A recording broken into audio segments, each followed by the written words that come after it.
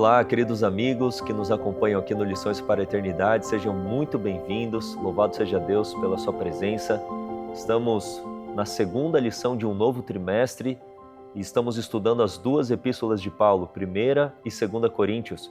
E a primeira lição já foi uma grande bênção, esta segunda lição, que tem como título A Mensagem da Cruz, certamente também será uma grande bênção na nossa vida ao estudarmos a Palavra de Deus, principalmente a cruz de Cristo, aquilo que deve ser o centro da nossa vida, o centro da nossa mensagem também, assim como Paulo apresentou a mensagem da cruz tendo como uma centralidade para a vida dos coríntios, para todos os problemas que a igreja de Corinto estava enfrentando e para nós hoje em dia também. Seja muito bem-vindo também ao canal do IAG. Nós somos um ministério de apoio à missão da Igreja Adventista do Sétimo Dia. Estamos situados na zona rural de Capitólio, uma cidade que fica no sul do estado de Minas Gerais.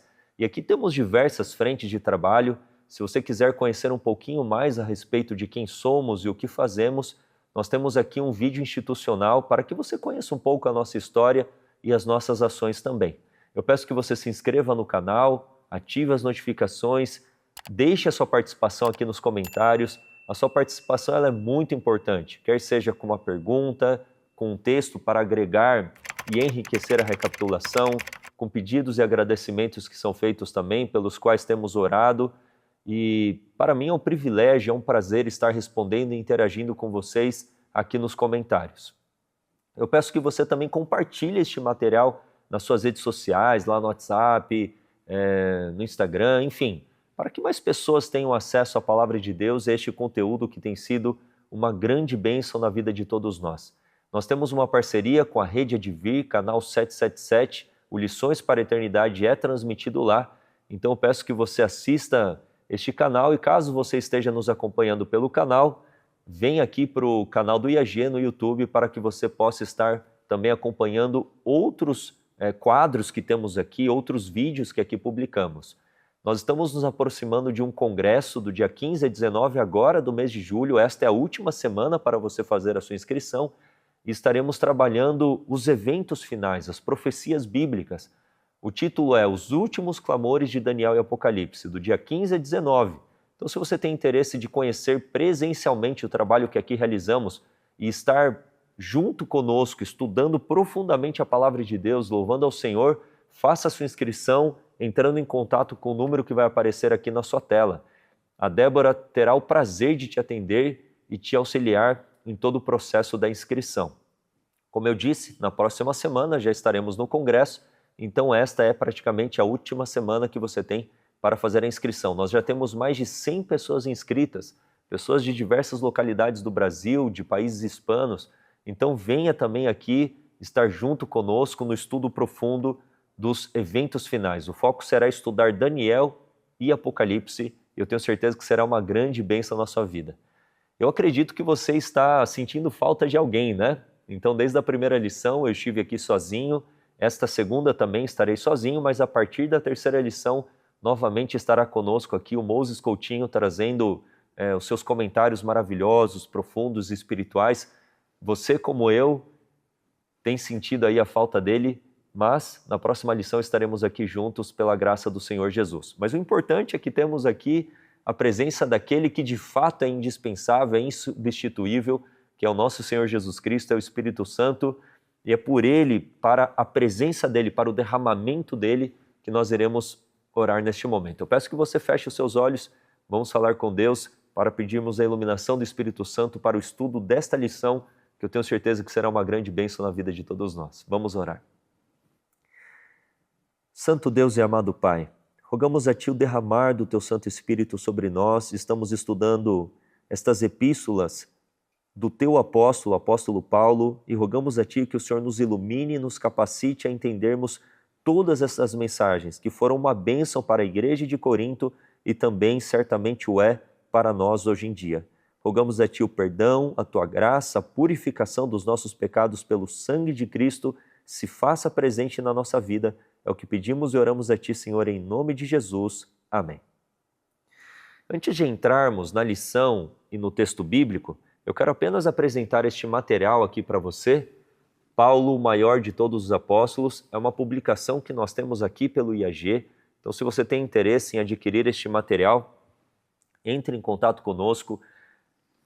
É uma biografia maravilhosa do apóstolo Paulo, em que fala desde a sua conversão, tanto de todas as viagens missionárias que ele fez, os plantios, realizados das igrejas, fala da experiência de Paulo em Corinto. Então é um livro riquíssimo. Uma boa parte deste material você encontra também no livro Atos dos Apóstolos. Este livro foi usado como base para o livro Atos dos Apóstolos. Então, se você tem interesse em adquirir este material, entre em contato conosco. Como eu disse, estamos na lição de número 2, que tem como título A Mensagem da Cruz. Vamos primeiramente ler o verso para memorizar e depois vamos, como de costume, analisarmos aqui a imagem da lição.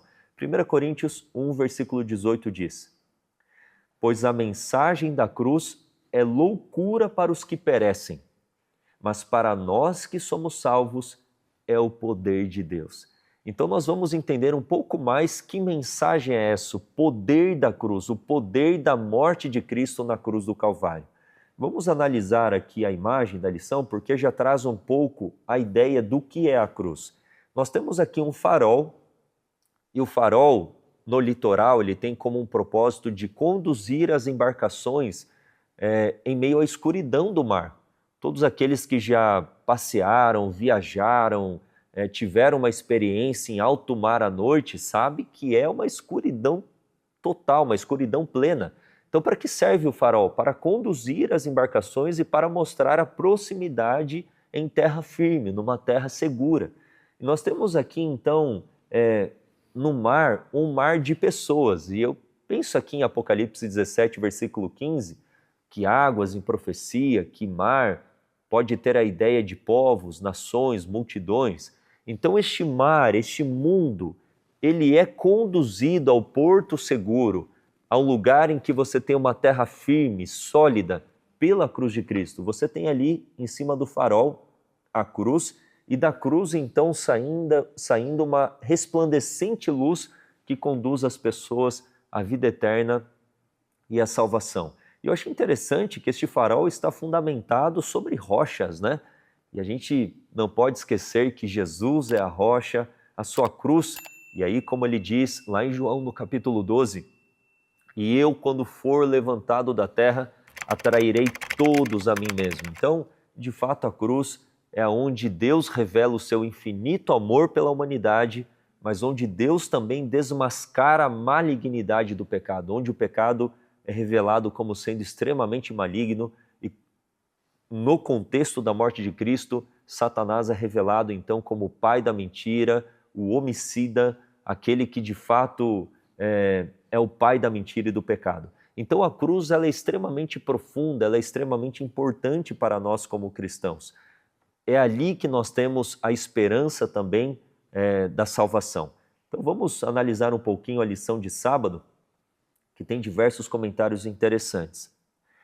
Quando nós falamos de cruz hoje em dia, na nossa cultura um tanto quanto cristã, é importante nós comentarmos que, para nós, essa palavra soa um tanto quanto comum, mas não era a realidade daqueles que viviam na época de Cristo, porque a cruz, para os romanos, era algo que causava um certo espanto e escândalo. A cruz, para os romanos, era praticamente um palavrão, era a pior morte que alguém poderia ser, então, sentenciado. Os piores bandidos, as piores pessoas, então, eram sentenciadas para morrer por morte de cruz. Então, até para os romanos que usavam a cruz como um instrumento de punição, para os romanos era algo que causava um choque, que causava um impacto. E não, obviamente, apenas para os romanos, mas para todas aquelas culturas da época, para todos os povos. E o porquê? A cruz, mais do que ser lançado para ser devorado por bestas e feras, morrer por espancamento, queimado numa fogueira, a cruz ela trazia uma angústia, uma humilhação, uma exposição pública, uma vergonha, uma dor indescritível. Nós sabemos que Jesus ele esteve na cruz durante cerca de 6 horas, desde o momento que ele foi crucificado, na parte da manhã, até o momento da sua morte na cruz, cerca de 6 horas, mas existiam pessoas que padeciam, que sofriam na cruz durante dias. Até existem relatos de pessoas que ficavam ali suspensas durante mais de semana. Então, as aves de rapina comiam os membros das pessoas, elas urinavam, defecavam sobre a cruz, as pessoas eram crucificadas nuas, então elas eram expostas à vergonha, à humilhação, a própria posição, a própria dinâmica da cruz causava asfixia, então a pessoa tinha que fazer força tremenda, né, para que pudesse respirar, e nesta força os cravos sobre as mãos e os pés, eles iam sendo como um instrumento para dilacerar, para rasgar cada vez mais. Então a cruz de fato era algo assim extremamente tenebroso, né, terrível. E a lição de sábado vem falando que Cícero, escritor e orador romano, havia dito aos romanos que mantivessem longe do pensamento a ideia da cruz como meio de punição. Ou seja, era algo tão, mas tão cruel que quem sabe o melhor seria deixar longe este tipo de punição. Mas nós sabemos que os romanos usavam a cruz como método de punição. Era algo tão repugnante que não deveriam sequer pensar nela.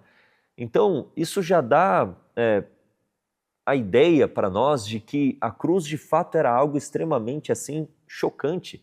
E Paulo, na experiência que ele teve com os coríntios, ele decidiu não usar de sabedoria humana, de persuasão humana, mas trazer a centralidade da cruz de Cristo, que para os gregos seria algo assim totalmente louco, seria uma loucura, e para os judeus seria um escândalo. E nós comentaremos o porquê para os gentios era loucura e para os judeus, então, era um escândalo. Olha só o que Paulo fala em 1 Coríntios, capítulo 1, versículo 18. A mensagem da cruz é o poder de Deus. Uau, por que é o poder de Deus? Porque a cruz é um instrumento de reconciliação entre Deus e a humanidade. Nós temos Jesus sendo suspenso na cruz entre o céu e a terra, reconciliando o céu e a terra. Deus o Pai estava em Cristo reconciliando consigo mesmo o mundo, e quando Jesus foi suspenso, então, da terra, atrairia todos a Ele mesmo. Seria, então, pela cruz de Cristo, um instrumento usado por Deus para a reconciliação. Isso está em Efésios 2, versículo 16, e Colossenses, capítulo 1, versículo 20. A cruz também, como o texto de Filipenses, capítulo 2, a partir do versículo 5, é o local onde Cristo mostra o seu sacrifício, o seu esvaziamento, a sua humildade, a sua abnegação, a sua obediência. A fé de Jesus é revelada também pela cruz. E é o lugar também onde a nossa imensa dívida, humanamente falando, a nossa impagável dívida, ela foi paga por Cristo Jesus, Colossenses capítulo 2, versículo 14. Então, na cruz, foi ali onde Jesus disse: está consumado, ou está pago. E ali Jesus estava se dirigindo a Deus o Pai, a aliança feita entre o Pai e o Filho desde os tempos eternos, que se a humanidade caísse em pecado, Jesus seria o fiador. Jesus na cruz, ele diz: está pago, está consumado. A aliança está então cumprida entre Deus e a humanidade. Cristo Jesus e a sua morte na cruz, então é este instrumento de reconciliação. E a cruz, como nós vimos na lição de número 1, foi a resposta usada por Paulo para os problemas da igreja de Corinto. Nós vimos quais eram esses problemas, como promiscuidade sexual, pluralismo religioso na cidade de Corinto, uma tremenda idolatria, divisão entre os próprios membros da igreja. Então era uma cidade cercada de problemas. E qual foi a solução apresentada pelo apóstolo Paulo para a igreja de Corinto? A cruz de Jesus Cristo. Então a cruz é a resposta de Paulo para os problemas da igreja de Corinto. E o capítulo 1, que será praticamente o centro do estudo aí desta semana, nós vemos do versículo 10 até o versículo 17 que um dos maiores problemas da igreja de Corinto era a divisão.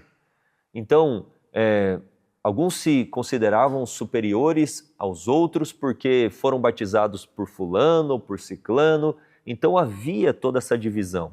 E nós temos aqui Paulo apresentando a cruz de Jesus Cristo, o próprio Senhor Jesus, como tendo a centralidade na vida cristã. Nós não devemos nos comparar entre nós devemos olhar para Jesus e este crucificado. Então, nesta semana, nós iremos voltar à resposta, à poderosa mensagem que o apóstolo Paulo apresenta para a igreja de Corinto, como sendo então a solução para todos os problemas enfrentados por esta igreja e certamente é a solução para os problemas que enfrentamos como igreja e também individualmente, e vamos analisar isto durante esta semana.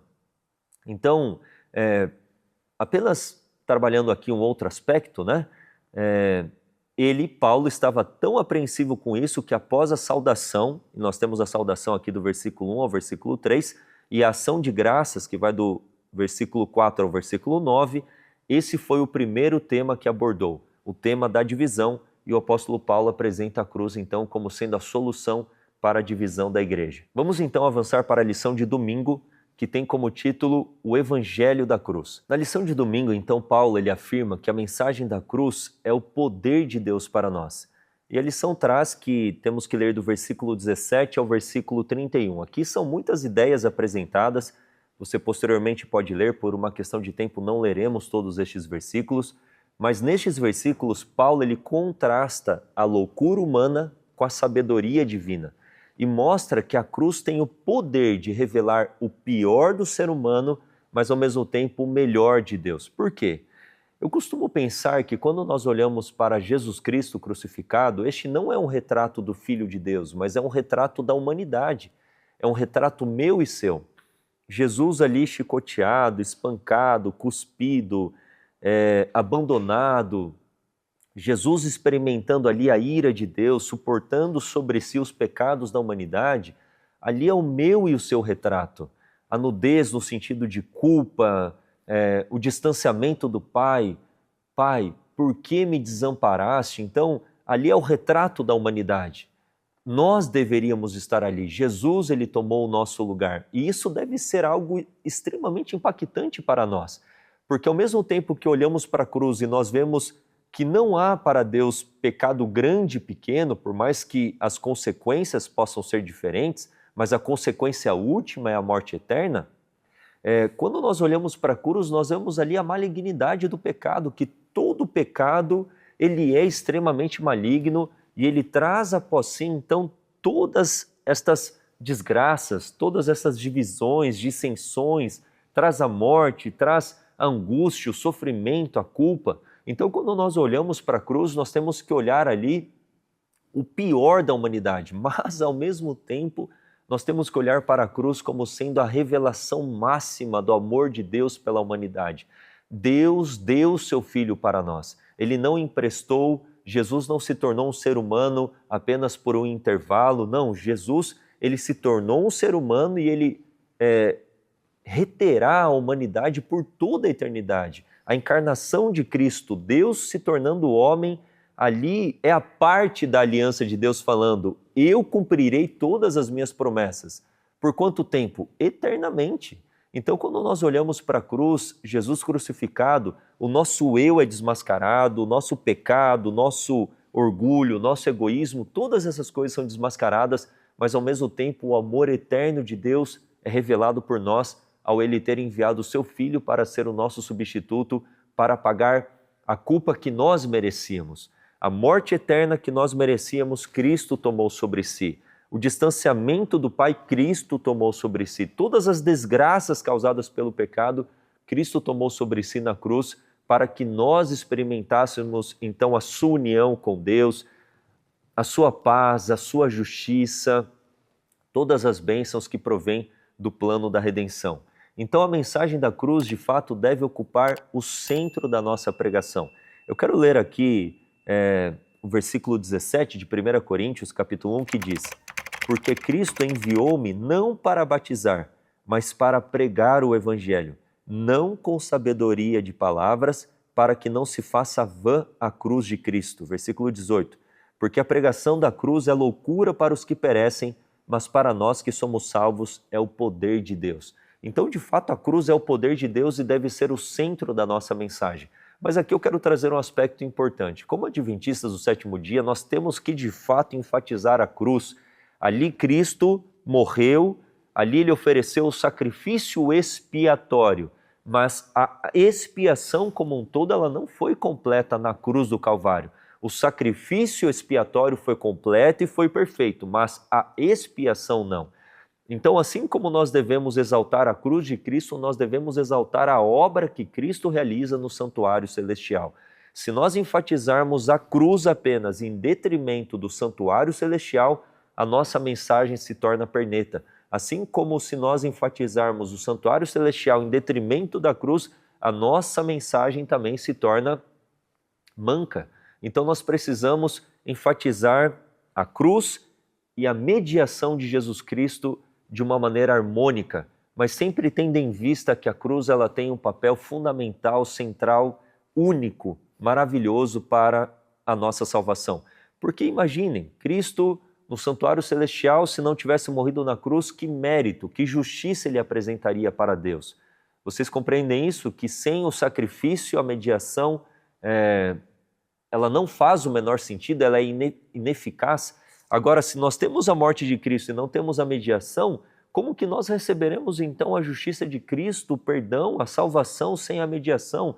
Estas duas obras devem então andar unidas e se complementarem.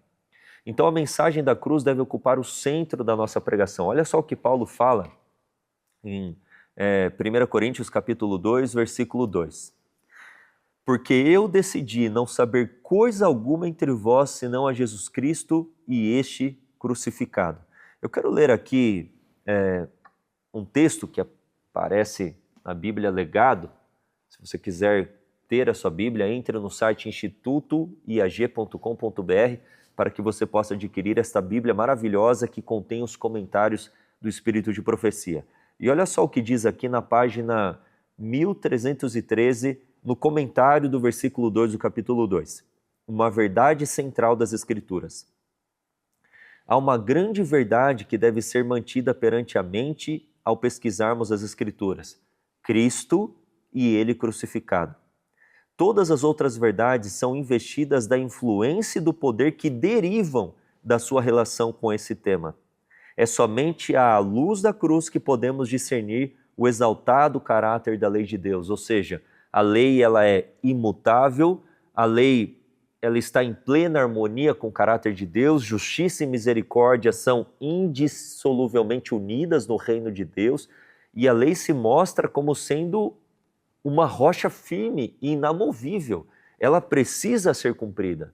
Então essa ideia de que Cristo morreu na cruz e a cruz aboliu a lei é uma ideia extremamente equivocada no meio evangélico, protestante, cristão. Não. A cruz ratifica, a cruz estabelece como nunca antes a lei como sendo imutável e sendo eterna também. E continua dizendo, a alma paralisada pelo pecado somente pode ser dotada de vida por meio da obra que o autor da nossa salvação realizou na cruz. Então, a cruz esmaga o egoísmo, a cruz esmaga o orgulho, a cruz esmaga qualquer exaltação humana, desmascara a realidade da humanidade e revela plenamente quem é Deus, o seu caráter e a sua lei de amor. Ao mesmo tempo que desmascara o pecado, Satanás, então a cruz ela é fundamental para trazer vida para nós.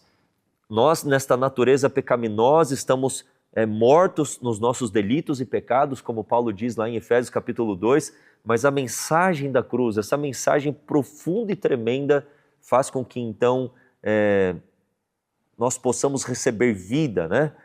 Essa alma paralisada pelo pecado somente pode ser dotada de vida através dessa mensagem extremamente poderosa, que é a mensagem da cruz de Cristo.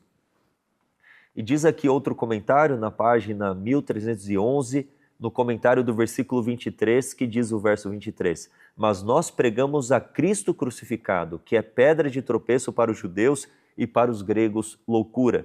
E aqui o comentário diz, quão pouco Cristo tem sido pregado. Uau! Os obreiros têm apresentado teorias, muitas delas, mas pouco de Cristo e seu amor de como o Salvador veio para glorificar o Pai pela demonstração de seu amor, de modo que o Espírito veio para glorificar a Cristo por revelar ao mundo as riquezas de seu amor e graça. Se o Espírito Santo habita em nós, nosso trabalho vai testemunhar o fato. Exaltaremos então a quem? A Jesus. Não podemos nos dar ao luxo de ficar em silêncio agora. O peso da obra é apresentar Cristo ao mundo. Então nós não falamos de ideias motivacionais, nós não exaltamos a própria humanidade, a sabedoria humana, nós temos que, ao estudarmos a palavra de Deus, ao pregarmos a palavra de Deus, que a nossa mensagem seja Jesus, o seu caráter, a sua vida, a sua obra, a sua morte na cruz, a sua intercessão no santuário celestial, antes da intercessão, a sua ressurreição, a sua intercessão no santuário, a promessa da sua vinda. Cristo deve ser o centro, Cristo é tudo para nós e Ele deve ser sempre o centro da nossa mensagem. E é aí que falamos de mensagens que são cristocêntricas. E nós precisamos ter isso em mente. Paulo também, aqui na lição de domingo, o autor apresenta a respeito da declaração que Paulo faz aqui no versículo 17, né? Porque Cristo enviou-me não para batizar, mas para pregar o evangelho. O enviou-me dá o entendimento da palavra, que é no grego aqui o verbo apostelo, no sentido de aquele que é enviado. A principal tarefa, então, do apóstolo Paulo era a proclamação do evangelho. Ele não está falando que o batizar não é importante, mas a principal obra de Paulo seria, então, evangelizar e apresentar, então, Jesus e este crucificado. Isso é muito importante. E aqui também, ao Paulo falar palavras de sabedoria humana, ou seja, ele não fez uso dessas coisas, a ideia é que a sabedoria humana não deve obscurecer a mensagem da cruz. E muitas vezes é isso que nós vemos, né? Quando teorias, ideias e filosofia humana acabam ocupando a centralidade da mensagem, isso acaba ofuscando a cruz de Cristo, a obra de Cristo e a sua vida também. A experiência, e aí vem o contexto da experiência que Paulo teve em Atenas. Em Atenas ele usou a filosofia, ele usou a ciência, usou muitas vezes a eloquência, a sabedoria humana. E qual foi o fruto que Paulo colheu em Atenas? Pouco fruto. Mas quando ele esteve em Corinto, juntamente com os coríntios, ele não quis fazer uso de toda esta retórica, né? Ele fez uso agora da mensagem, que por mais que seria para os judeus algo escandaloso, para os gregos, para os gentios algo que fosse loucura, Paulo falou, eu vou pregar a Cristo e este crucificado. E nós temos aí um contraste entre a sabedoria humana e a sabedoria divina também. Então olha só o que Ellen White fala em Atos dos Apóstolos, página 155. Por isso que Paulo então decidiu seguir outro método, outro plano de trabalho em Corinto, em seus esforços para atrair a atenção dos despreocupados e indiferentes. Decidiu evitar discussões e argumentos elaborados e se propôs a nada saber entre os coríntios senão a Jesus Cristo e este crucificado. Então aqui uma dica muito importante, fuja de debates, esses debates em que na verdade você vê assim o ego transbordante, né, o eu. E quando alguém ganha num debate, na verdade dois perdem. Eu, durante muito tempo, fui uma pessoa inclinada ao debate. Hoje eu entendo que é extremamente infrutífero ficar discutindo ideias e filosofias humanas para, quem sabe, através dessas coisas, conquistar pessoas a Cristo. Nós temos que apresentar a mensagem de Deus, o Evangelho, nós temos que apresentar Cristo e este crucificado.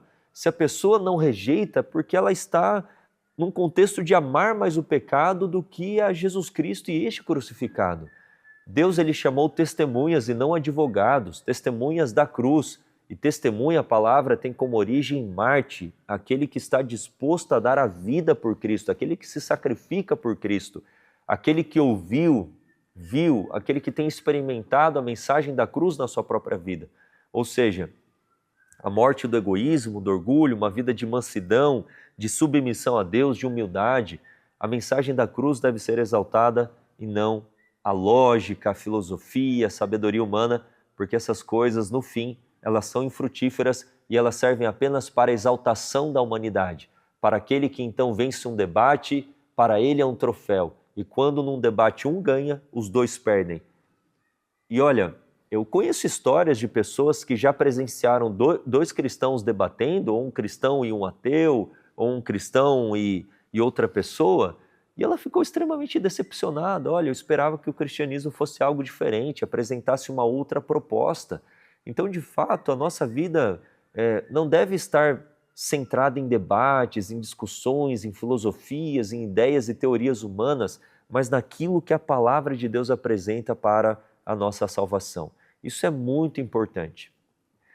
A lição aí de domingo então finaliza trazendo essas ideias maravilhosas. Vamos avançar aqui para a lição de segunda-feira, que tem como título Loucura para os que se perdem. Então, na lição de segunda-feira, nós vamos analisar essa palavra que se repete aqui 6 vezes, do versículo 18 ao versículo 31 de 1 Coríntios, o primeiro capítulo. Nós temos então 6 vezes, versículo 20, 21, 23, 25 e 27, essa palavra loucura ou louca ou loucas, ela aparece diversas vezes. E qual que é o sentido dessa palavra, né? Então esse termo, ele é usado praticamente apenas de uma maneira singular aqui em 1 Coríntios. Palavras da mesma família ocorrem várias vezes no Novo Testamento, e metade delas está nas cartas de Paulo. Então, a loucura de que Paulo ele fala aqui nestes versículos diz respeito sobretudo ao comportamento e pensamento moralmente distorcidos, à ausência de discernimento e até a rebelião contra Deus, é o que o autor apresenta aqui na lição de segunda-feira. E por que essa mensagem seria então escândalo para os judeus e loucura para os gentios? Vamos entender um pouquinho mais a respeito disso então. Os judeus, nós sabemos, com a expectativa messiânica que eles haviam sustentado através de profecias do Antigo Testamento, seria de que o Messias fosse então o rei libertador, que os libertasse do jugo romano, da opressão romana, de todo o sofrimento que eles estavam padecendo. Então, quando eles ouvem a mensagem de que Jesus é o Cristo, é o Messias, e este foi crucificado no madeiro, e maldito todo aquele que fosse crucificado no madeiro, como assim o Messias morreu esta morte vergonhosa, humilhante, foi crucificado? Então, para os judeus, isto seria algo extremamente escandaloso e um tanto quanto sem sentido, porque como que o Messias poderia ser então maldito de Deus? Eles não conseguiam compreender, era algo assim extremamente que causava uma rejeição ou causava um escândalo para os judeus diante de toda a expectativa messiânica que eles tinham. De fato, as profecias do Antigo Testamento apresentam o Messias libertador, mas antes apresentam o servo sofredor, o Messias que padeceria no nosso lugar. Isaías 53 é o texto mais clássico que apresenta isso, Salmo 22 também, dentre muitas outras profecias que apresentam que o Messias padeceria, seria morto, seria humilhado, seria rejeitado, é o servo sofredor. Então nós temos de fato o Messias libertador, aquele que nos liberta da culpa do pecado, do poder do pecado, e em breve nos libertará da presença do pecado por ocasião da sua segunda vinda. Então, de fato, tem expectativas messiânicas de libertação, sim, mas nós não podemos rejeitar a mensagem também do Cristo crucificado, do Messias que padeceria, que sofreria no nosso lugar. Como eu disse, Isaías 53 é um texto clássico para isso. Como os judeus haviam se detido apenas nesta categoria de profecias, quando eles ouviram a respeito do Messias, do Cristo crucificado, isto causou um escândalo e alguns aceitavam e outros rejeitavam. E por que para os gregos seria algo louco, né? Por causa dos conceitos filosóficos da própria filosofia grega. Eles consideram, então, que a matéria é má. Então, o fato da morte acontecer é a libertação da matéria para o mundo das ideias. É algo filosófico, né? Então, Deus que se tornou carne e morreu por nós na cruz e ressuscitou, nos conceitos filosóficos gregos, isso é algo totalmente louco, insano, não faz sentido. Então, isso não era um conceito filosófico também um tanto quanto atrativo para os gregos, para os filósofos se deterem, porque eles viam tudo isso totalmente sem sentido, de uma maneira ilógica, de uma maneira totalmente assim, que não despertava para eles o interesse. Então, aqui o autor fala, né? Isso não era um conceito filosófico novo e profundo que pudesse ser analisado por ferramentas filosóficas. Parecia então insensatez, algo sem sentido, nada que um coríntio inteligente e educado pudesse então levar a sério. No entanto, né, desde o início, Paulo enfrentou, por apresentar e não querer saber de mais nada senão Cristo e este crucificado, ele enfrentou forte resistência lá em Corinto. Tanto que nós vimos, né, lá em Atos, Jesus aparecendo numa visão de noite para Paulo, falando: Paulo, não desista, eu tenho muito povo nesta cidade. Avança pregando esta mensagem, eu serei contigo, ninguém poderá te resistir. E ali Paulo se deteve durante 1 ano e meio e colheu muitos frutos, né? Então ele, por mais que tenha enfrentado muita resistência, apesar de tudo, muitos judeus e gentios, eles creram no Evangelho. Então, por mais que a mensagem hoje em dia também possa ser um tanto quanto louca ou escandalosa para os que vivem atualmente, nós temos que continuar pregando e apresentando a mensagem, não apenas da cruz, mas, como eu disse, também do santuário celestial, da volta de Jesus, do sábado, da não imortalidade da alma, as 3 mensagens angélicas.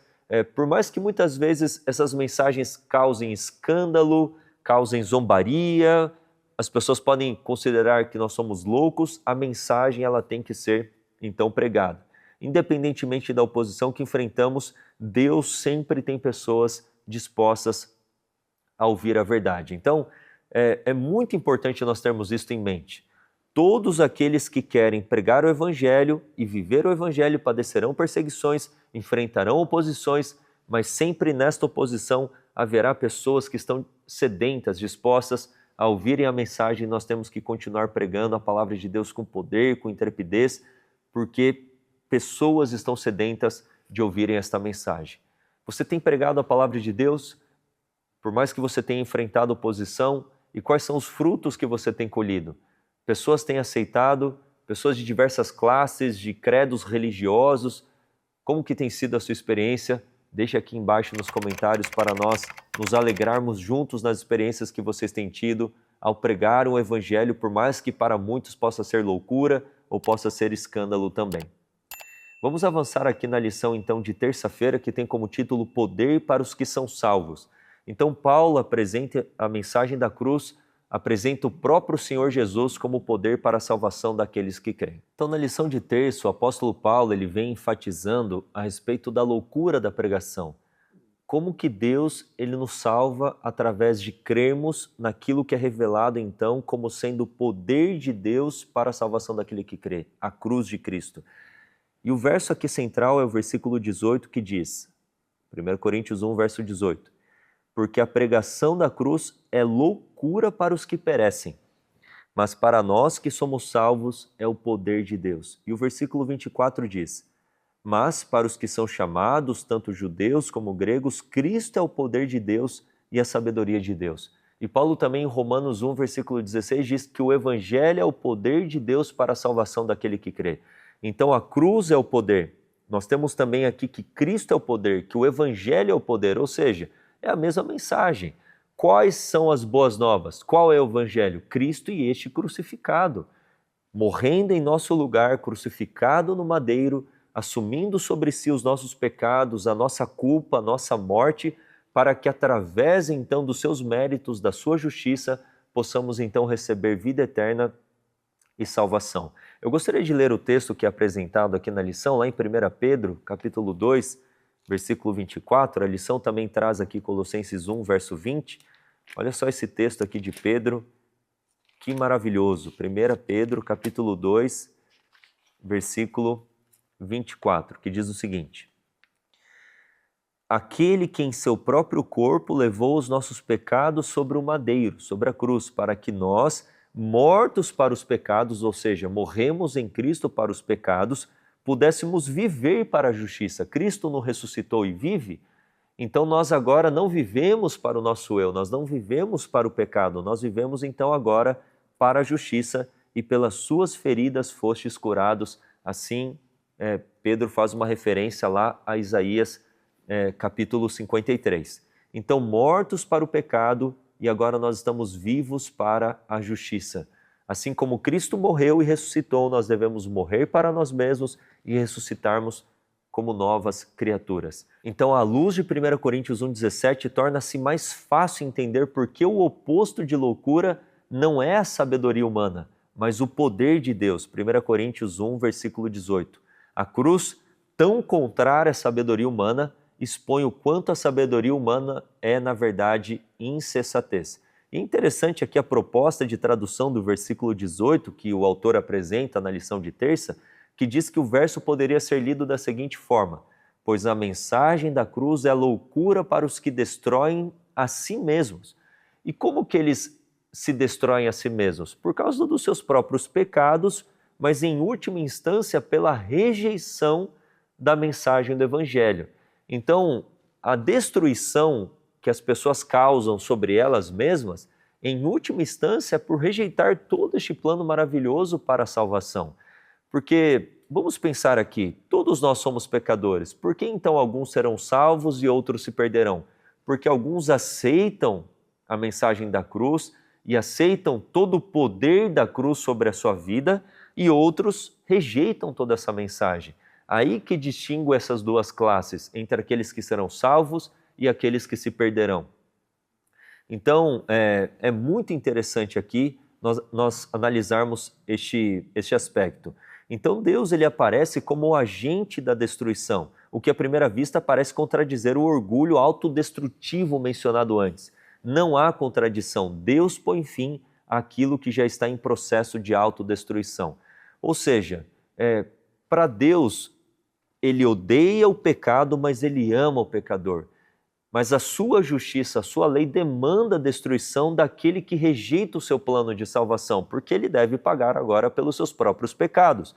Se eu não aceito o método de Deus, a sabedoria de Deus para dar a solução para o problema do pecado, que é a morte de Jesus na cruz, a sua ressurreição, a sua obra intercessória no santuário celestial, eu devo agora colher os frutos do meu próprio pecado, e o salário do pecado, Romanos 6, versículo 23, é a morte.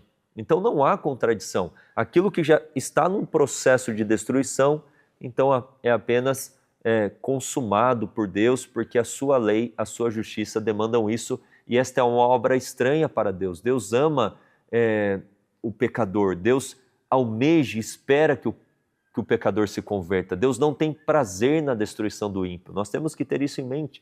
Deus é amor, Deus é o nosso Pai, Ele ama toda a humanidade, por isso que Ele deu o seu Filho, João 3,16, para ser então o nosso Salvador. Olhe para a cruz de Cristo e você verá o quanto o Pai te ama.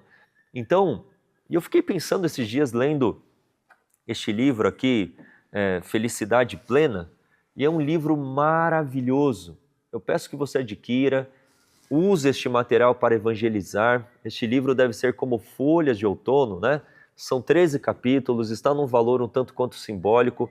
Entre em contato conosco para que você adquira dezenas de unidades para que você leia este material e possa compartilhar. E neste material, se eu não me engano, é no capítulo 8, e aqui, se não me falha a memória, em que a autora, e no caso aqui Ellen White, fala: Deus deu tudo para nós, Ele entregou de fato tudo, o seu Filho, no dom de Jesus Cristo, Ele derramou sobre nós todo o céu, Ele enviou o ministério dos anjos, Ele envia então os anjos e eles são ministros de Deus para cooperar com Deus para a nossa salvação, envia o Espírito Santo, Ele nos dá poder, Ele deu tudo para nós.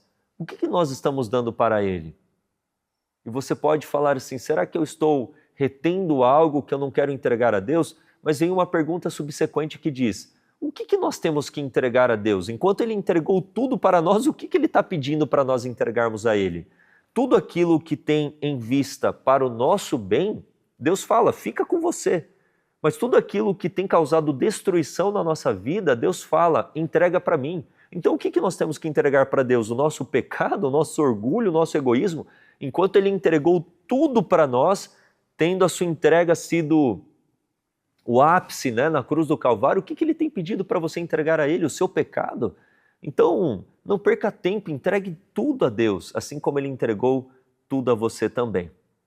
Então, aqui em contraste com os que se perdem, a expressão que aparece no versículo 18, nós que somos salvos, indica que a salvação vem unicamente de Deus.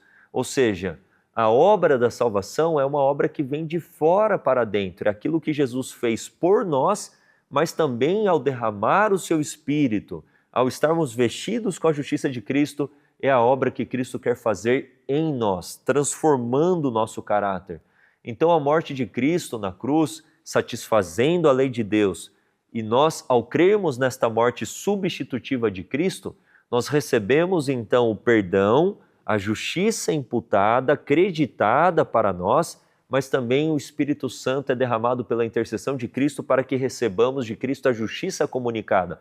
Não vivamos mais para o pecado, mas vivamos para a justiça, para estarmos em harmonia com a lei. Ele não quer apenas te perdoar pelos pecados que você já cometeu, ele quer te dar também força e poder para que você não peque, para que você esteja em harmonia com a lei. É a obra de Deus em você. Então Paulo diz que estamos sendo salvos ou permanecemos em Cristo e na salvação que Ele nos oferece. Então a nossa salvação tem fonte externa e isso é algo muito interessante. Versículo 21 diz o seguinte aqui de 1 Coríntios 1. Visto que na sabedoria de Deus o mundo não o conheceu a Deus pela sua sabedoria, agradou a Deus salvar. É Deus quem opera essa salvação, os que creem pela loucura da pregação. Se esta mensagem é loucura e se torna perdição para aqueles que a rejeitam, mas é salvação para aqueles que acreditam nesta mensagem. Então, loucura nesse sentido é rejeitar o que Deus ofereceu à humanidade por meio de Cristo, por meio da cruz de Cristo, 1 Coríntios 1,30, e assim atrair sobre si a destruição. 1 Coríntios 1,30 diz o seguinte: mas vós sois dele em Cristo Jesus, o qual por parte de Deus nos foi feito então sabedoria e justiça e santificação e redenção. E o verso 31, para que, como está escrito, aquele que se gloria, glorie-se no Senhor. Então a cruz esmaga toda exaltação própria. A obra da justificação pela fé é lançar ao pó o orgulho humano para que Deus, a sua justiça, a sua obra, para operar a nossa salvação, então Deus ele seja de fato exaltado. Louvado seja Deus por isso. E diante desse comentário que a lição apresenta, desses textos bíblicos, deixa seu like, deixa aí nos comentários a sua participação para enriquecer também esta recapitulação. Vamos avançar então para a lição de quarta-feira, que fala a respeito de um Messias crucificado. Vamos analisar aqui o que o autor apresenta e os versículos bíblicos também. Então a mensagem de quarta-feira traz o texto de 1 Coríntios 1, versículo 22, que diz: porque os judeus requerem um sinal e os gregos eles buscam a sabedoria. O verso 23, mas nós pregamos a Cristo crucificado, que é pedra de tropeço para os judeus e para os gregos loucura. Então a mensagem da cruz ia contra toda expectativa, quer fosse dos judeus, quer fosse dos gregos, dos gentios. Era uma mensagem que destoava da expectativa de ambos os grupos, né? E basta nós olharmos como que os discípulos reagiram às declarações de Cristo, que importava que ele morresse a respeito da morte de cruz, que ele deveria padecer e no terceiro dia ressuscitar, que aquele que quisesse segui-lo deveria tomar a sua cruz e seguir a Cristo. Então, era uma mensagem assim que os discípulos, em muitos contextos, até Pedro chegou a repreender Jesus. Olha só que loucura mesmo, né? Ou para eles não fazia sentido, eles não conseguiam assimilar essas palavras de Cristo. Tanto que, quando Jesus morre na cruz, o que acontece entre os discípulos? Uma dispersão, eles são desanimados, eles se dividem, eles se dispersam. Por quê? Porque eles tinham toda aquela expectativa messiânica que eu já comentei, de um Messias libertador do jugo romano. Então nós temos os textos, né? Marcos 8, 31 e 32, 9, 30 a 32, Marcos também 10, 32 a 34, nós temos essas reações dos discípulos em relação às declarações de Cristo. E os judeus, eles aguardavam então esse Messias que derrotasse os romanos.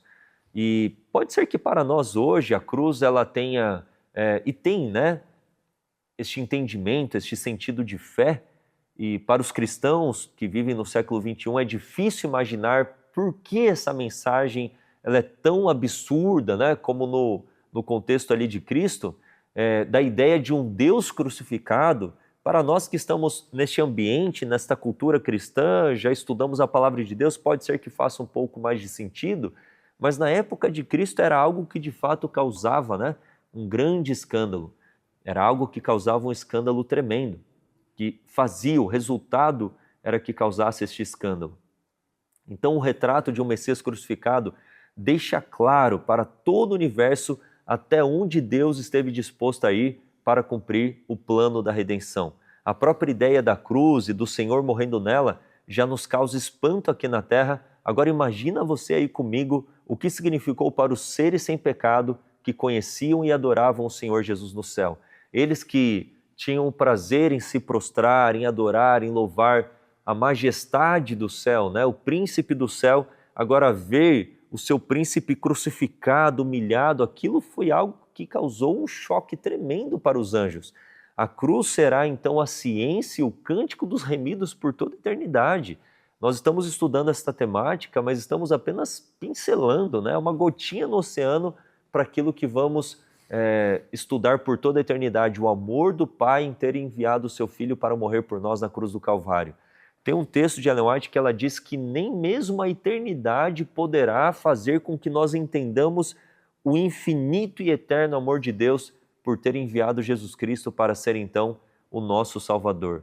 Isso é extremamente tremendo para nós. Então por isso que causava aí um escândalo, né, para os judeus e para os gentios também. Mas para nós, os que cremos, para nós é o poder de Deus para a nossa salvação. A lição traz também para analisarmos Atos 13, 18 a 47, são muitos versos, mas aqui apresenta uma mensagem de Paulo, em que ele também, nesta mensagem, apresenta ali o significado da cruz. Então Paulo ele afirma que Cristo o enviara para pregar o Evangelho, e o Evangelho apresenta o Messias crucificado. Nós já lemos aqui 1 Coríntios 1, 23, e ele dá essa ênfase novamente no capítulo 2, do versículo 1 ao versículo 5. Então Paulo deveria ser fiel a esta mensagem, ele deveria ter Cristo e este crucificado como centro da sua mensagem. E ele não faz isso então para os coríntios com ostentação de linguagem, de sabedoria, como ele havia feito para os atenienses, né? Mas em vez disso ele concentrou-se em Jesus e este crucificado.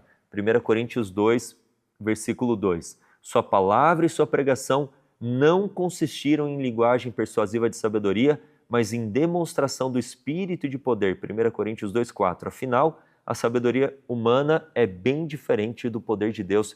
1 Coríntios 2,5. É interessante essa expressão aqui, demonstração do Espírito e de poder. Por que demonstração do Espírito? Porque quando Paulo pregava o Evangelho, Cristo e este crucificado, a ressurreição de Cristo, o poder de Cristo, o Espírito Santo operava sinais e maravilhas que confirmavam o poder desta mensagem na vida daqueles que aceitavam. Então nós temos em Atos dos Apóstolos muitos milagres sendo operados como uma confirmação de que aquela mensagem de fato era verdadeira e poderosa. E muitas pessoas perguntam, né? Mas por que hoje muitas vezes esses sinais e demonstração do Espírito não são tão evidentes nos nossos dias? Primeiro ponto, eu não considero essa afirmação, essa declaração correta. Por quê? Porque o maior milagre é a transformação do caráter. Quando um pecador aceita esta mensagem e tem a sua vida transformada, que milagre é maior do que esse? E no tempo em que nós vivemos, Satanás ele vai operar também uma contrafação. Ele vai através então de falsas curas, falsos milagres, por mais que aos olhos humanos sejam coisas sobrenaturais, aquilo foi operado por quem? Por um falso profeta, por uma pessoa que não está em harmonia com a palavra de Deus, com a verdade de Deus, com a lei de Deus. Então são falsos milagres, falsas curas para que a verdade esteja misturada com a mentira. Então Deus, neste tempo, ele escolheu usar um método diferente, que é através da reforma de saúde, que é através dos métodos naturais de cura. Não são esses métodos que curam, é Deus quem cura, mas através então desta mudança de estilo de vida, desta mudança operada por tratamentos naturais, através daquilo que a gente conhece como sendo a mensagem de saúde. Esta deve ser a evidência de que a mensagem que nós proclamamos é verdadeira e poderosa. Eu lembro que quando eu estava pregando juntamente com os alunos no evangelismo, na segunda turma, essa é a terceira, na segunda turma, eu visitei uma pessoa que estava com um problema intestinal e eu fui fazendo perguntas a respeito do que ela comia e ela falou que estava comendo muito amendoim. E ela já tinha passado por diversos médicos, feito diversos exames e nada de encontrar a cura. E quando ela falou do amendoim, eu falei, olha, o amendoim tem muito fungo, dependendo de como ele foi colhido, plantado, armazenado. Eu acredito que o amendoim pode estar sendo o vilão aí do seu intestino. Ele falou, rapaz, será? Será que é isso? Eu falei, olha, faz um teste, corta, né? E ele falou, esse meu funcionário aqui me deu de presente um monte de amendoim, estou comendo. Eu falei, olha, eu tenho quase certeza disso. Na semana seguinte eu voltei, só faltava ele me beijar, assim, né? Porque ele cortou o amendoim e ele começou a experimentar uma cura tremenda na vida dele. Eu não estou falando que o amendoim em si é nocivo, mas naquele contexto estava sendo nocivo para ele. E o fato de ele ter abandonado aquilo, experimentado uma cura, ele estava aberto agora para ouvir mais a verdade, mais o evangelho, mais a mensagem que deve ser proclamada para este tempo. Vocês percebem isso? Então, ele experimentou benefícios na vida dele, na saúde, e esse é o método que Deus ele tem escolhido para operar, assim como ele operou na igreja primitivo. É o mesmo Deus, é o mesmo poder, é o mesmo evangelho que nós então proclamamos. Eu quero ler aqui um texto que está também na Bíblia Legado, na página 1311, no comentário dos versículos 22 a 23, que fala a respeito de que a mensagem é loucura. Por que loucura? Olha só o que diz aqui. Jesus, a quem Paulo estava prestes a apresentar perante os gregos em Corinto como Cristo, era um judeu de origem humilde, criado em uma cidade proverbial por sua perversidade. Pode vir alguma coisa boa de Nazaré?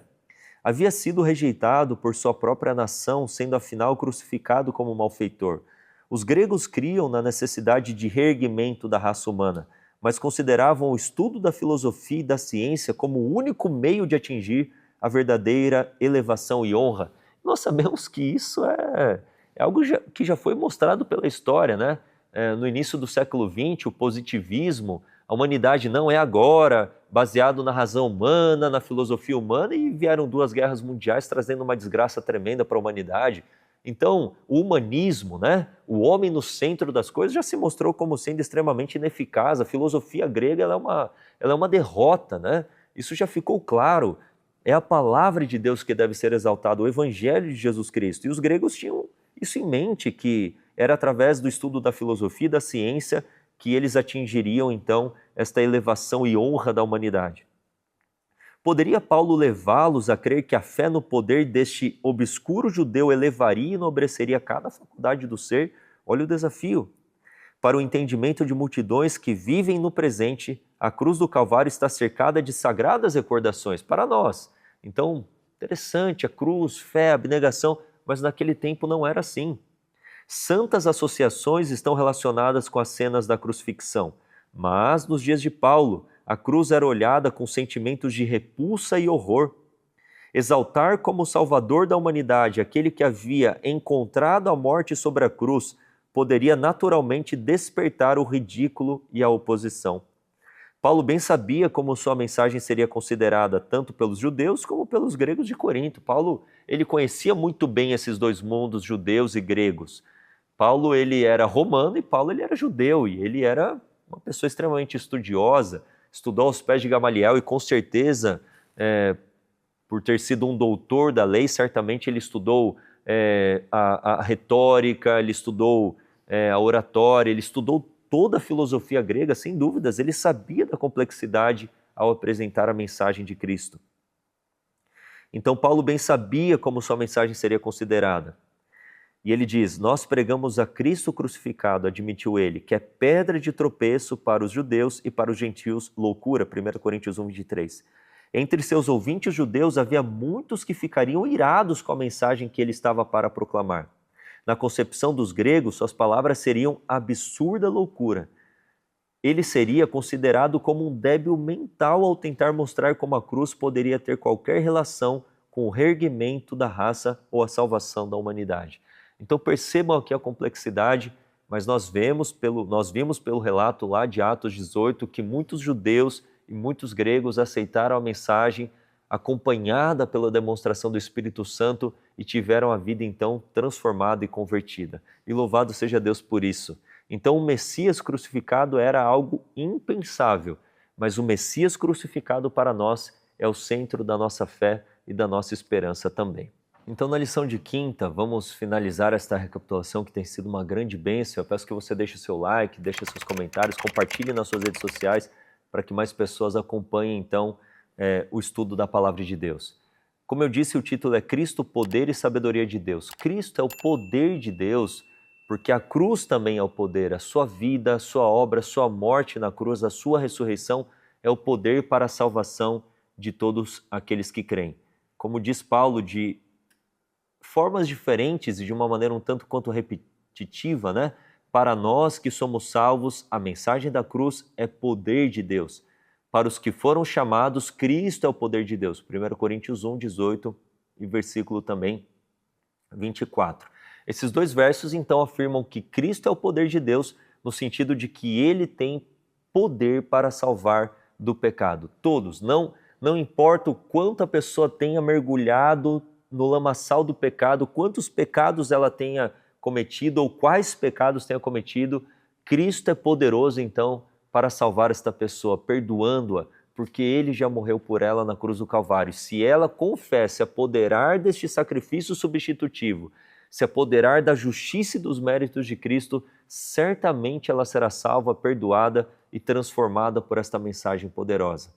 E também aqui no primeiro capítulo, né, Deus, versículo 21, achou por bem salvar os que creem por meio da loucura da pregação. E nós temos as expressões, nós que somos salvos, os que creem, os que foram chamados, se referem então todos ao mesmo grupo, pessoas que experimentaram a salvação pela fé. Fé no quê? No sacrifício de Cristo na cruz do Calvário. E assim como diz Romanos 1,16, o Evangelho é o poder de Deus para a salvação daquele que crê. E Cristo ele não é apenas o poder, ele também é a sabedoria de Deus, ou seja, a encarnação de Cristo, a sua vida, a sua morte, ressurreição, revela a sabedoria de Deus diante da complexidade que o pecado trouxe a respeito do questionamento do caráter de Deus. Como que Deus ele resolveria isso? Como que ele vindicaria a sua lei, vindicaria o seu caráter?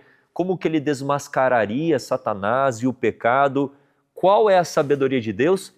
Cristo, a cruz, o Evangelho, revela então a lei sendo imutável e eterna, revela o verdadeiro caráter de Deus de justiça e misericórdia, revela a malignidade do pecado, revela Satanás como o pai da mentira e homicídio e salva aqueles que creem. Então, é o poder de Deus de fato, mas também a revelação da sabedoria de Deus. Vamos pensar um pouquinho lá em Gênesis, né? Quando Adão e Eva eles pecaram, se Deus salvasse Adão e Eva sem que a lei fosse cumprida, Satanás então se oporia a isto e falaria, tá bom, Deus é misericordioso em salvar Adão e Eva, mas ele não é justo porque a lei não está sendo observada.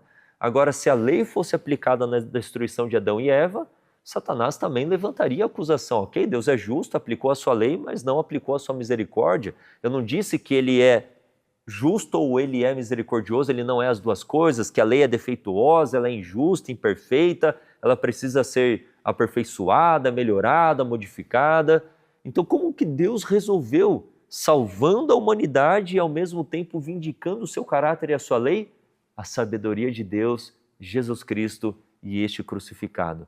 Então, isso significa que por meio de Jesus, Deus enfrentou e resolveu o problema do pecado, algo que a sabedoria humana jamais poderia fazer. Eu tenho certeza que você, ao estudar o plano da redenção, já ficou maravilhado falando assim, isso aqui não é possível ter vindo de uma mente humana, isso aqui de fato é uma sabedoria de Deus, divina. Quantas vezes eu já me regozijei com este pensamento ao entendermos o quão magnífico e belo é o plano da redenção. E como diz então, a sabedoria do mundo é incapaz de fazer as pessoas conhecerem a Deus. 1 Coríntios 1, versículo 21. Porém, por meio de Cristo, nós nos tornamos sábios para a salvação, 2 Timóteo 3, versículo 15. Então vamos observar aqui, do versículo 24 ao versículo 29, que Paulo ele fala que na loucura de Deus, na fraqueza daqueles que eram então rejeitados, os piores, os que eram muitas vezes marginalizados. Aprove Deus revelar nestes o seu poder, a sua sabedoria, revelar nestes a sua salvação. Então, quando nós lemos estes versículos, nós encontramos essas expressões, né? Loucura, fraqueza ou as coisas fracas. E qual que é a ideia? É que a sabedoria humana pode considerar a mensagem da cruz como loucura e fraqueza. Contudo, a loucura de Deus é mais sábia do que a sabedoria humana e a fraqueza de Deus é mais forte do que o poder, do que a força humana. 1 Coríntios 1, 25. Isso não significa que Deus seja fraco ou tolo, pelo contrário. É uma forma de expressar que o seu poder e sua sabedoria superam infinitamente tudo que é humano. Ou seja, se nós pensarmos na loucura ou na fragilidade de Deus, algo que é um tanto quanto, como que eu posso dizer, que não faz o menor sentido, porque ele é a sabedoria, ele é o todo-poderoso, mas nesta fragilidade ou nesta loucura, isso já seria muito mais sublime do que qualquer coisa humana, ou seja, mostra a exaltação de Deus, é uma ideia, é um raciocínio que mostra então a superioridade infinita, sublime da sabedoria de Deus e do seu poder salvífico também. Eu quero ler um texto do Grande Conflito, porque este texto aqui de 1 Coríntios ele é muito significativo, né? Que Deus ele escolheu as coisas loucas do mundo para envergonhar aquelas que pensam que são, aquelas que são, enfim. E Deus ele tem, é como se fosse um padrão no seu modo de agir. E olha só o que diz aqui no livro Grande Conflito, capítulo 9, que tem como título A Luz na Suíça. O primeiro parágrafo mesmo do capítulo diz assim: na escolha dos instrumentos para a reforma da igreja, vê-se que Deus segue o mesmo plano adotado para a sua fundação. O Mestre Divino passou por alto os grandes homens da terra, os titulares e ricos, que estavam acostumados a receber louvor e homenagem como dirigentes do povo. Eram tão orgulhosos e confiantes em si próprios, na sua alardeada superioridade, que não poderiam ser levados a simpatizar com os semelhantes e tornar-se colaboradores do humilde homem de Nazaré. Aos indoutos e laboriosos pescadores da Galileia foram dirigidos o chamado Vinde após mim e eu vos farei pescadores de homens, Mateus 4,19. Aqueles discípulos eram humildes e dóceis. Quanto menos houvessem sido influenciados pelo falso ensino de seu tempo, com tanto mais êxito poderia Cristo instruí-los e habilitá-los para seu serviço. Assim foi nos dias da Grande Reforma. Os principais reformadores foram homens de vida humilde, homens que em seu tempo eram os mais livres do orgulho de classe e da influência do fanatismo e astúcia dos padres. É plano de Deus empregar humildes instrumentos para atingir grandes resultados. Não será então dada a glória aos homens, mas àquele que por meio deles opera para o querer e o efetuar de sua própria aprovação.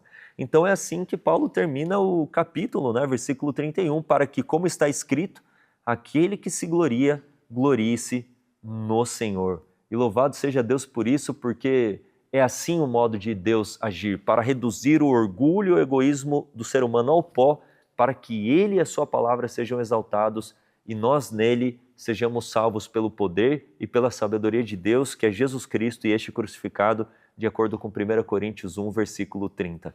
Louvado seja Deus por isso. Aqui então, na lição de sexta, apresenta um texto que nós já lemos durante aqui a recapitulação e assim finalizamos mais um Lições para a Eternidade. Eu tenho certeza que esta mensagem foi poderosa ao seu coração, como foi ao meu, ao estudar esta lição para recapitular aqui para vocês, para estarmos juntos neste estudo. E a mensagem da cruz, de fato, deve ser algo que tenha primazia na nossa vida. Não? A gente fala que se ao menos meditássemos na paixão de Cristo 1 hora por dia, 1 hora meditando nos últimos dias, principalmente na paixão de Cristo, o quanto nós estaremos dispostos então a perdoar, a quebrantar o orgulho, o egoísmo, a sermos misericordiosos com as pessoas, a olharmos para o nosso semelhante com compaixão, com misericórdia, vivermos então uma vida de abnegação, de obediência, de sacrifício, de gratidão a Deus, de amor a Deus, e esta é a mensagem que vai trazer unidade para a sua vida, para a sua família, para a igreja no tempo presente, assim como trouxe para a igreja de Corinto. Paulo apresenta esta mensagem como solução para o problema que aquela igreja está enfrentando e é a solução para também a nossa vida hoje, para os problemas que enfrentamos. Então eu peço que você medite nisto, reflita nisto e assimile isto nos seus pensamentos, sentimentos, nas escolhas da sua vida, para que nós vivamos como novas criaturas, não mais para o pecado, mas vivamos para a justiça, carregando a nossa cruz, que é a morte do eu, para que Cristo viva em nós e não mais nós mesmos. Que Deus abençoe a vida de todos nós e que esta mensagem esteja no centro da nossa vida. Eu peço que, sendo possível, feche os seus olhos, vamos neste momento falar com Deus e agradecer a Deus por tanto amor ao ter enviado Jesus para morrer por nós na cruz do Calvário. Vamos orar. Santo Deus e amado Pai, muito obrigado, Senhor, porque esta lição falou fundo ao nosso coração, esmagando o orgulho, o egoísmo humano, para que o Senhor seja exaltado. Cristo é o nosso poder, provido pelo Senhor. Cristo é a nossa sabedoria, provida pelo Senhor para a nossa salvação. É o teu poder transformador, regenerador, e louvamos o teu nome por isto. Rogamos a ti por todos aqueles que nos acompanham aqui no Lições para a Eternidade, que esta mensagem apresentada pelo apóstolo Paulo, pela tua palavra, transforme o nosso coração, quebrante o pecado dentro de nós, para que nós vivamos para a glória do Senhor. É o que nós pedimos e oramos a ti, Senhor, humildemente, em nome de Jesus. Amém. Que Deus abençoe a sua vida, tenha uma ótima semana na presença de Deus, que esta mensagem impacte o seu dia a dia, impacte a sua semana, que você viva de uma maneira diferente da qual você tem vivido até hoje, tendo Cristo e este crucificado como sendo o centro da sua vida, e certamente o poder de Deus Salvador, transformador, regenerador, será revelado na sua vida durante esta semana. Até a próxima lição de número 13, então, em que estaremos juntos aqui no Lições para a Eternidade, seu estudo semanal da lição da Escola Sabatina. Que Deus abençoe a todos nós, em nome de Jesus. IAG, juntos avançaremos.